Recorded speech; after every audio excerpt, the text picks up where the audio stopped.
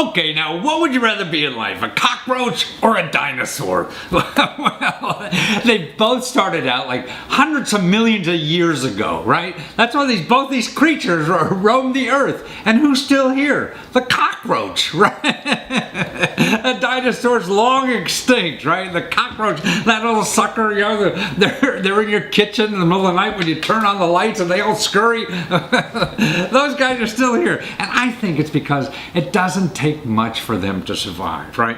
The dinosaurs become huge and they can't live, and you know, they're so big, they only ate on the, you know, I don't understand the history of it, but I sort of see in organizations when you're so big, and we always, you know, for some reason in this country everybody wants to be real, real big, you know, but maybe the survival strategy is being a cockroach. I mean, that's how I see it, is that, you know, I could live on a couple $1 million, you know, and to these big dinosaur businesses, that's too small. That's peanuts. They can't waste the time. You know, and as businesses get bigger, then they're looking for bigger and bigger opportunities to keep themselves fed. They can't live on a couple $1 million opportunities. That's why now with the bigger corporations, I feel there's more opportunities in life because the big guys, you know, just don't even see them. They can't. It's not worth their time. So there's more and more small little opportunities where the $500,000, $1 million, you know, a couple million or whatever, or even $100,000. That's enough.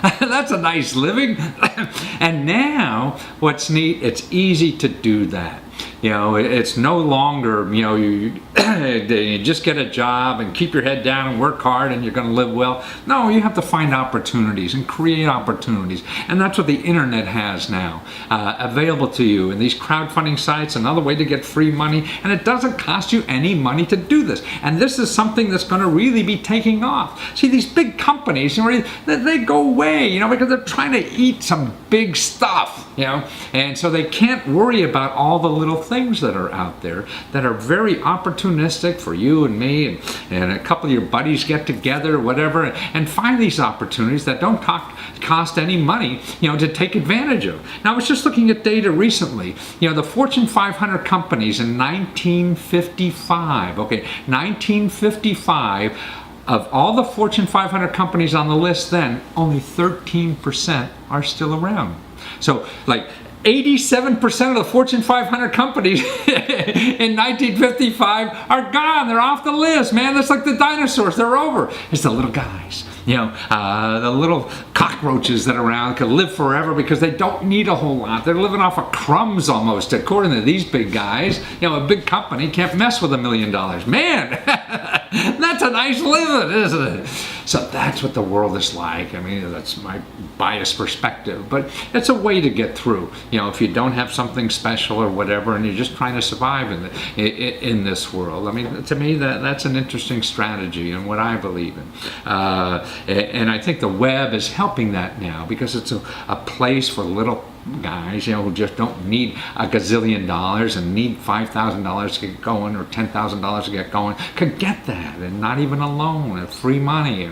You don't have to pay back kind of money, and you don't have to fill out a lot of paperwork. You don't even have to do a credit check, and that's why this is such an opportunity. I think it's going to bring back the American dream, to be self-sufficient, to do something, to provide a service, to provide a product or whatever it is, to solve a problem in our community. And it's just a whole new way. I mean, anything that changes in life, when things go away, new things pop up. And you have to be aware of those new things and be able to take advantage of it. Now listen to this interview. This nice fellow who's involved in crowdfunding. He belongs to the Crowdfunding Association. See, I mean, this already has an association. It's going to grow. So listen to him and learn about how you might be able to take advantage of this now or in the real new future. Because it's gonna grow. So Scott McIntyre, man, you're almost like the grandfather of crowdfunding already. I do accept that. You've been at it for years, and it's a business that's only been around in months, it seems. But I mean, I think I enjoy your excitement about the future of this thing. I mean, it really looks like it's going to change entrepreneuring, put it on its, you know, turn the world upside down and create so many opportunities for people. that we never could imagine before. Yeah. So what gets you Promise. excited like me about this, huh? I am as excited as you. Maybe not as dynamic as you physically, but I love your enthusiasm. I think I've watched what you've done for many, many years, and I've always appreciated what you're giving. And I think that same spirit is what drives crowdfunding. And the presentations that I give, oftentimes I lead in with the fact that I believe that crowdfunding is capable of restoration of the American dream. It's what we've lost. I mean, you remember when we were kids, it was just, hey, if you had a job, you show up, and if you show up, eventually your house is going to be paid off, and if you've saved enough to put your kids into school, then you can go to your grave a happy man. And that was simple. Our expectations have changed, and I think that unfortunately, maybe they changed a little bit too fast. And this little setback that we had in the recession is a wake up call. And I think that crowdfunding poses a lot more opportunity than anybody really suspects. And But I mean, what you're involved in too is really crowdfunding. I mean, it's with a lot of things. People want to go, get money to buy, to pay for a hospital bill or anything like this. But you're really looking at it just for entrepreneuring. People want to start businesses, invest in the next, YouTube or whatever it is, and all this stuff. And this is changing a lot. So explain to us, because I'm confused too about where we stand in the laws and what's out there now, and how can I get money into the next hot company? yeah, well, segueing right into your space about government assistance and helping start businesses, we still see that now. And in particular, where I'm at the University of Toledo, we have a public-private partnership that allows private equity and local organizations and state funds to all participate and commingle in the helping create new jobs and new businesses. So as far as the crowdfunding space, though, it started out in one fashion, and that's the donation and charity space, the rewards where hey, I need some money to help get me off the ground, and I'll give you what I can. And that's fine. And a lot of people love that, and they feel that it reflects the fact that maybe once I had an idea, and I wish I would have had that kind of support. So I think it plays into a lot of inner psyche as well as it does into the community aspect of it. But now kids are, I like to say, kids are their thumbs are so strong because they grow up texting, and so we want to put that strength to use. And the kids grow up now just assuming that communicating in this fashion is normal. So why not tap what the reality is? And that's really what the social part of crowdfunding does, is it opens up opportunity to anybody willing to talk about it. And now the resources are starting to mingle into central spaces where people actually can get a handle on it. And crowdfunding really did open up that door. So now it's really, in my mind, it's sort of like going to get rid of Wall Street in a way, that you don't have to go to the smoke-filled back rooms to get in on an inside deal. They're going to be on on the internet for everybody, right? Well, yeah, that was a big promise of it, actually, was to allow people that didn't technically have the experience or the network or the background or the wealth to participate in what you see as the rapid appreciation of a startup pre-IPO. Unfortunately, those deals are reserved for people with $30,000 a piece. Mm-hmm. That type of a number just isn't attainable to most people anymore, and that's just the way it is. So opening it up to the fact where instead of just having a couple of hundred people putting in $30,000 to form a big business, now we can have tens of thousands of people putting in $20 or $30 to reach that same effect. The difference is, and the challenges are, when it comes to equity crowdfunding, which is the part of crowdfunding that is yet to be determined by the SEC as far as how it's going to rule and regulate that space, there are dynamics that are confusing to people as well. And all of a sudden, when you have 100 investors, that's a number that you can manage with an investor relations officer. But when you have 10,000 investors, each with their own expectations of what that investment is going to bring them, that's a job in itself that is very difficult to even imagine for people in the conventional space. So we have to make rules that are reasonable for those investors as well, and also reasonable as far as expectations of what it takes to manage that type of a business. So what happened? My understanding is like Obama, a couple of years ago said, "Hey, let's start investing, more in businesses," right? So part of the Jobs Act, they're going to get rid of some of the stuff that the SEC does and make it easier for everybody to invest. And they've done it already, right? Because now there's sites on the internet where you could invest in companies, but you have to be a certain income level, right? And people could, but still, no matter what income level, you could put your business idea on these sites and the companies and get fat cats to invest in your company, correct? That's correct. Yeah. And the actual rules and regulations that go towards the equity, meaning you get to own a share in that company, are different than the rules and regulations surrounding, hey, I'm just donating money to this entrepreneur, or hey, I'm giving money to this entrepreneur in hopes that he's going to send me his first product when it's manufactured. Right. That's what we call pre-sale, and they're being referred to now as presumers, which is an interesting designation of it. Oh, that's pretty good. Yeah. It is. Yeah. Hey, I want to be the first on the block with that particular thing. In the case of the Pebble Exactly. Watch, which everyone has talked about, the first big Kickstarter success story, I actually met my first person that had that Pebble Watch, and she's one of the organizers of the Startup Weekend event that we just had here at Toledo this weekend. That's And she terrific. showed it to me, and it sure was cool, and she sure was the first one on the block. Right. Yeah. Well, that's it, because you tell everybody else you did it, so that spreads the word too. Yeah. So that's a genius of that. So now, so you have the typical crowdfunding like Kickstarter, but then you're talking about investment also, which is a little more complicated. You have to be a fat cat now to do that online versus just going At this point. But as a business, you could still be a small business and looking for fat cats, to invest in your business online versus Kickstarter. But then in a few more months, it's going to be almost anybody could now be a fat cat and invest online business, right? In 2 months, we'll see what the SEC does as far as making the rulings and what we on the inside call Title III of the Jobs Act. That's the act that Obama signed into law last April of 2012. And Title III makes the opportunity to invest in a startup where that appreciation can grow very quickly, available to investors without accredited verification. They don't earn $200,000 a year. They don't have $1 million in liquid assets. So there are restrictions to that, though, too. These types of investors that aren't accredited will only be able to invest $2,000 a year or 5% of their income, whichever is more. So, in other words, so can it be up to 5% of the income? So if they're Yeah.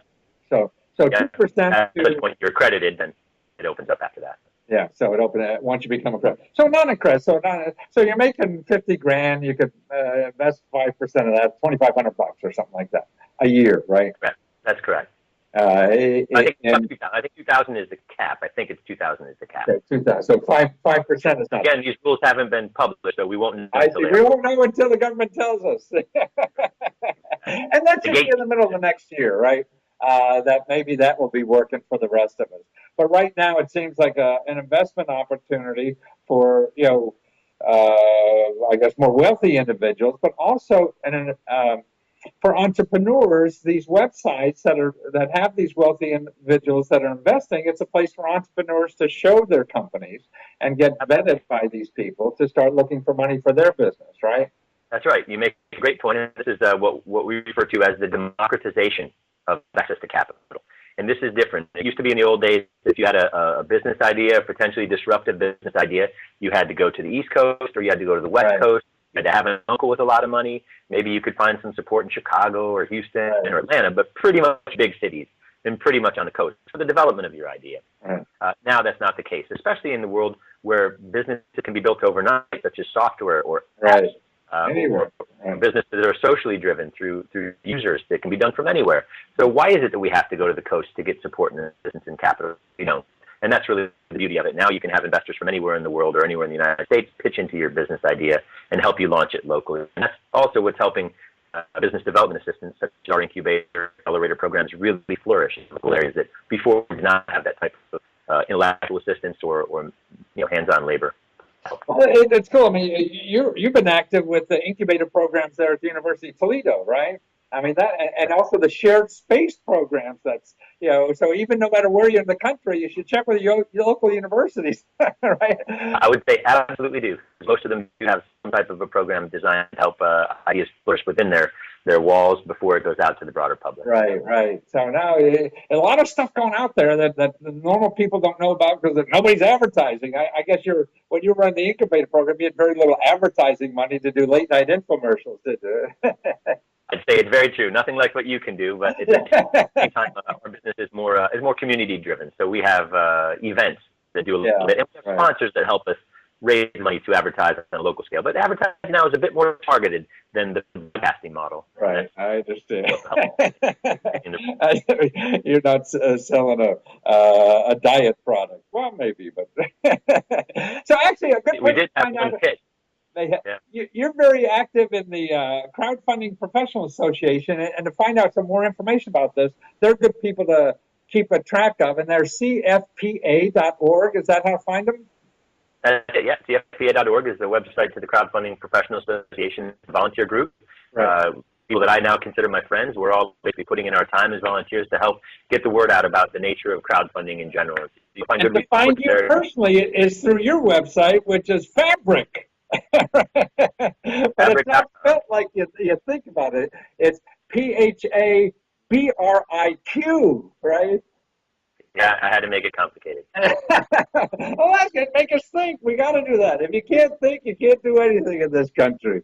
Well, thank you, Scott, for informing us and keeping us up on this. I like you, I think this is one of the hottest things that's happening in America nowadays. And if you go and start learning about it now, it's another one of those trains going to stop and pass you by if you don't catch it. We think it's capable of restoring the American dream to a lot of people. So thank you for bringing attention to it. You bet, Scott. Thanks for being around. Thank you. Cheers. Bye-bye. Okay, you all set to use this stuff? Oh, just start trying. It doesn't take money, just a little effort. What the heck else do you have to do? So it takes you a half hour, so it takes you an hour, so it takes you 3 hours. What'd you do the last 3 hours? Did it get you any closer to what you want to do? That's fine. What the heck? Time just slips through our fingers like sand. Don't let that happen. Start doing something now.